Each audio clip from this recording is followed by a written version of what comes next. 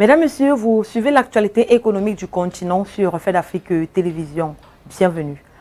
Débutons cette édition par la Chine qui a supprimé les droits de douane à 53 pays africains. À compter du 1er mai 2026, il n'y aura plus de droits de douane pour tous les pays africains sauf l'Eswatini. Cette mesure intervient dans un contexte de recomposition des échanges internationaux. En se positionnant en tant que principal partenaire commercial de l'Afrique, la Chine consolide son implantation économique sur le continent, notamment à travers son initiative des nouvelles routes de la soie. L'Eswatini est écarté en raison de ses liens diplomatiques avec Taïwan que Pékin voit comme une partie intégrante de son territoire et avec lequel il défend une réunification qu'il souhaite pacifique. Il faut noter que depuis la hausse des droits de douane décidée en 2025 par le président américain Donald Trump, plusieurs États africains se tournent davantage vers la Chine. Cette décision stratégique, annoncée le 14 février dernier par le président Xi Jinping, vise à renforcer l'influence chinoise sur le continent africain. Les douanes camerounaises entendent mobiliser 95,08 milliards de francs CFA en ce mois de février 2026. D'après ses projections publiées dans sa newsletter interne, plus de 90% de cette enveloppe devait provenir des circonscriptions douanières du littoral 1 et du sud 2. Dans le détail, le littoral 1 qui couvre notamment le port de Douala est attendu à 54,8 milliards de francs CFA. Le sud 2, qui intègre le port en eau profonde de Kribi, devrait contribuer à hauteur de 31,3 milliards de francs CFA sur le mois. Malgré la crise socio-politique dans les régions anglophones depuis près de 10 ans, le sud-ouest est attendu avec 2,3 milliards de francs CFA contre 37 millions de francs CFA pour le nord-ouest. Dans l'extrême nord, où sévit toujours Boko Haram, la douane table sur 592 millions de francs CFA. Le centre et le nord visent respectivement 690 millions et 687 millions de francs CFA. Ces prévisions mensuelles s'inscrivent dans une trajectoire plus large.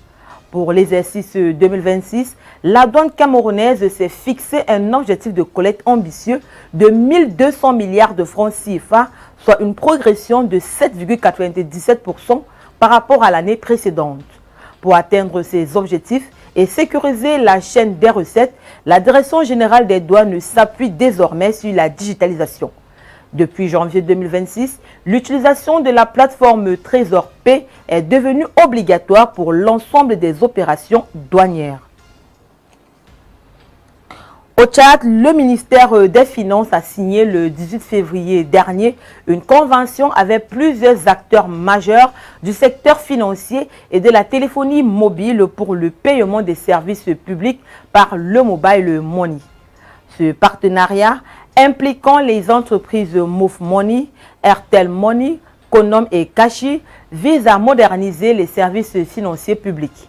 Notons que grâce à cet accord, il devient possible de simplifier les procédures administratives financières, d'accroître la transparence dans la collecte des recettes et de rapprocher le service public des citoyens.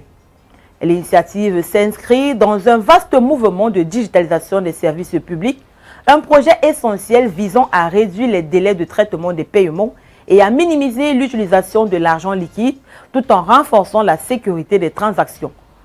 Ce projet s'inscrit dans une démarche plus large de modernisation de la gestion des finances publiques.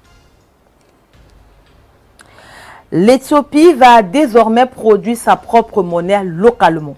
Cette décision historique rompt avec plusieurs décennies de dépendance vis-à-vis de prestataires étrangers. Jusqu'à présent, comme de nombreuses nations africaines, Addis Abeba devait sous-traiter la fabrication de sa monnaie à des imprimeries de haute sécurité en Europe. Ce processus, bien que courant, exposait le pays à plusieurs vulnérabilités. Le Premier ministre qui a fait cette annonce a souligné au passage que cette relocalisation permettra de réduire les coûts substantiels de production et de transport tout en éliminant les risques logistiques et géopolitiques liés à l'impression à l'étranger.